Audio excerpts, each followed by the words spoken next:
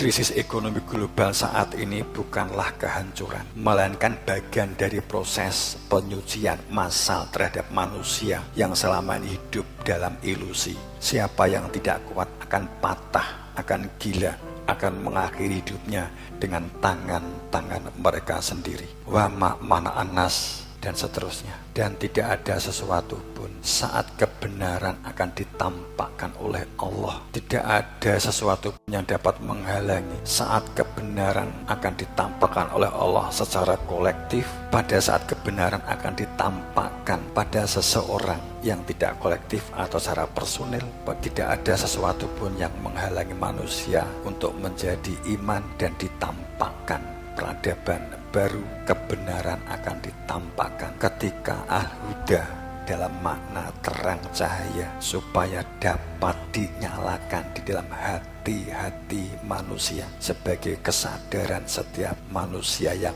mau bangkit, yang mereka ini berada di dalam ampunan Tuhan. Perilakunya perilaku ampunan dan perilaku kembali.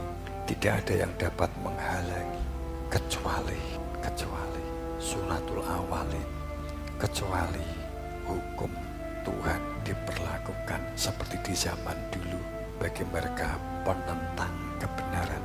Maka wa mana anas ayu minu irja'ahum al-huda.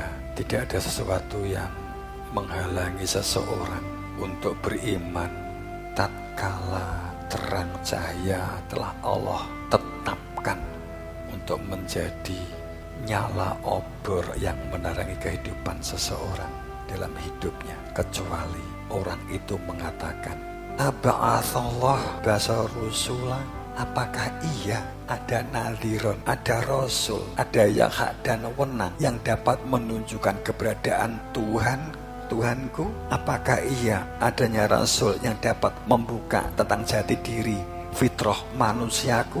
Mustahil. Itulah yang menghalangi seseorang untuk berada di dalam hidayahnya, karena gengsinya, karena arogansinya, karena jabatannya, karena cuan-cuannya, karena kopiahnya, karena panggilan ulama, karena panggilan kiai, karena panggilan ustadz. Tidak mungkin dapat menerima dari ajakan tukang beca, tidak akan dapat menerima dari panggilan seorang gelandangan, maka tidak akan bisa menerima panggilan seorang petani, maka tidak akan dapat menerima panggilan seorang anak kecil yang dianggap belum dewasa.